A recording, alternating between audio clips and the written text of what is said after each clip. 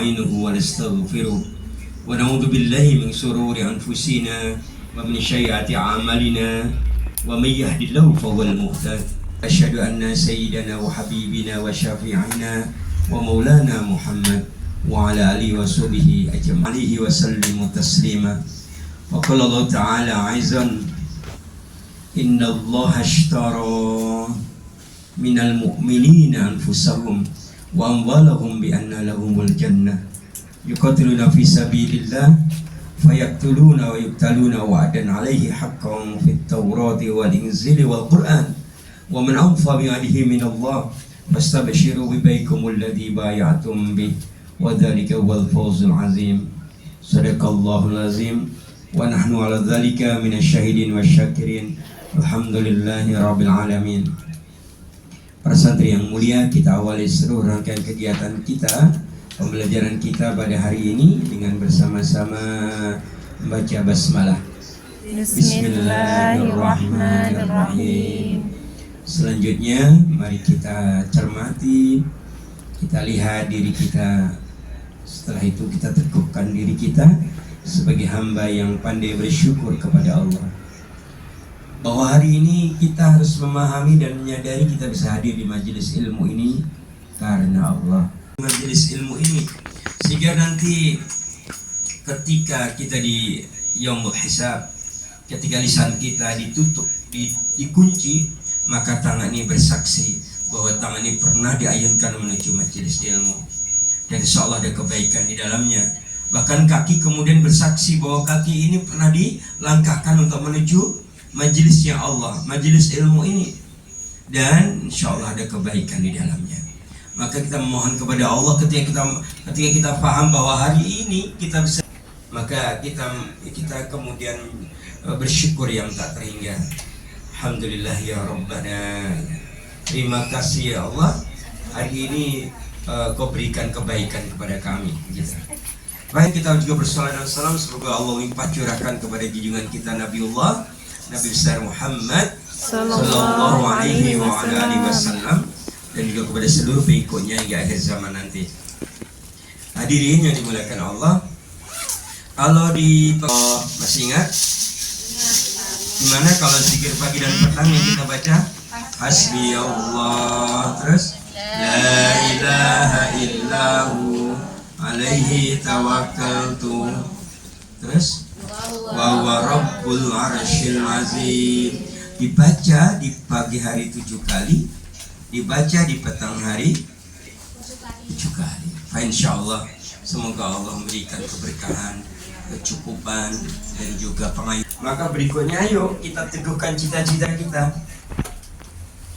Jadi para santri sekalian, ini kan kita bahasanya kalau kita melakukan perjalanan di TNI Angkatan 9 ini namanya baru berjalan, iya kan?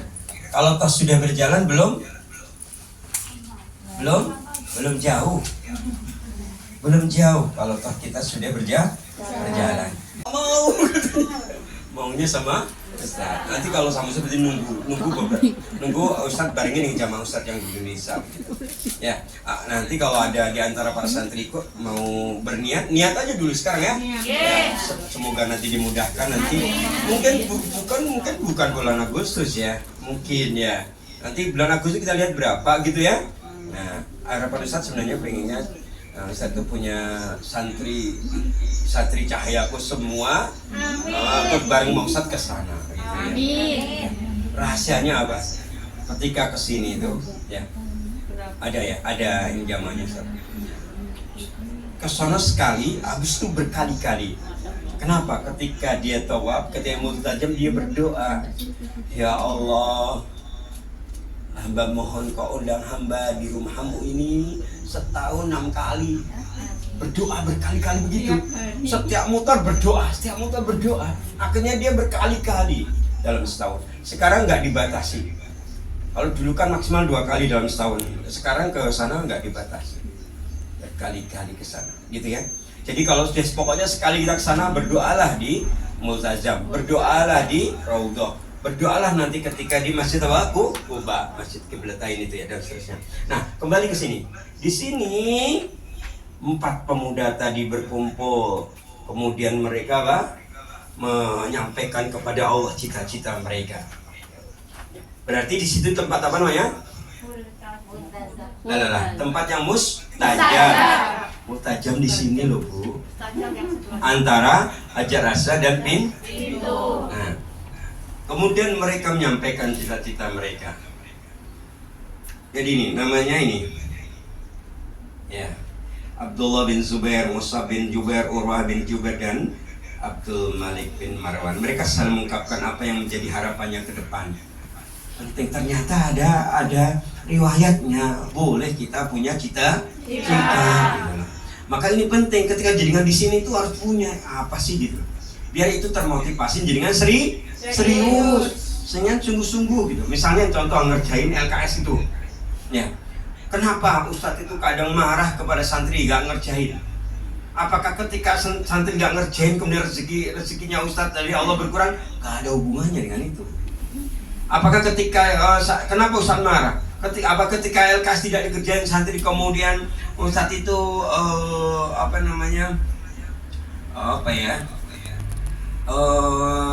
dengan itu. Tetapi ini terkait dengan apa? Yang namanya ada kitab judul gurunya, kerjakan itu, insya Allah nanti akan menjadi kebaikan. Baik, ke sini, ayo kita lihat yang diungkapkan. Ya. Nah, Abdullah bin Zubair bercita-cita gini, dia ingin, ya Allah, saya ingin menguasai seluruh Hijaz dan menjadi khalifah, gitu ya. Kemudian Mus'ab bin Zubair bercita ingin menguasai 2 wilayah Irak. Kemudian Abdul Malik bin Marwan ingin menguasai seluruh dunia dan menjadi khalifah setelah Muawiyah bin Abi Sufyan. Cita-cita mereka, kira-kira ini cita-cita mereka itu mulu-mulu enggak? Mulu-mulu banget loh. Mulu. Tapi boleh, ya kalau cita-cita harus muluk. Jangan, ya Allah nggak apa-apa, saya kerja di Allah terus sampai tua. Jangan. Kenapa ketawa? Ya, tak boleh gitu ya. Tak boleh lah. Ya. Kemudian Urwah bin Zubair diam saja, belum mengungkapkan harapannya. Ketika ditanya oleh saudara-saudara tadi, baru beliau mengungkapkan begini. Dia mengungkapkan di depan Rukun Yamani, semoga Allah memberkati cita-citanya dariku, lalu aku berhasil di akhirat dan memasuki jalan yang ridha Allah. Gitu. Jadi yang 3 punya cita-cita dunia, yang 1 cita-cita akhirat. Apa yang terjadi? Kita lihat beberapa saat berikutnya. Ini dia. Beberapa tahun berikutnya Abdullah bin Zubair menjadi penguasa Mesir, Yaman, Khurasan dan Irak. Kemudian Mus'ab bin Zubair mampu menguasai Irak. Abdul Malik bin Marwan akan menjadi khalifah. Sedangkan Urwah bin Zubair benar menjadi seorang ulama besar. Nah, bagaimana dengan panjenengan? Ini agak dicepetin ya. Bagaimana dengan jenengan? Kalian harus memiliki cita-cita sebagaimana mereka. Jadi kalau kita tangkap cita-citanya harus ada 2. Cita-cita untuk dunia, cita-cita untuk harus begitu kalau kita belajar. Maka Rasulullah menegaskan, idza tamanna ahadukum falyubsir fa innama yas'alu rabbah.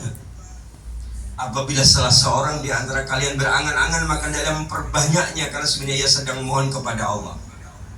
Oh, berangan-angan ya. Aku pingin lah, nanti 2 hektar lah lahannya. Nah, ayo ketawa kan? Itu seolah-olah kan gak masuk akal ya. Tapi tadi aja gak masuk akal terwujud. Allah itu sangat mudah. Contoh misalnya, kadang kita kalau minta kepada Allah doa bisa, pernah gak minta duit sama Allah? Dia mughni ya. Allah itu kaya dan mengkayakan. Kecil buat Allah, kadang kita itu mengkecilkan. Udahlah ya Allah, nggak apa-apa lah, 1 juta saja, ya udah dapatnya segitu. Buat bayar LKS. Kelihatan dia ngutang kemarin.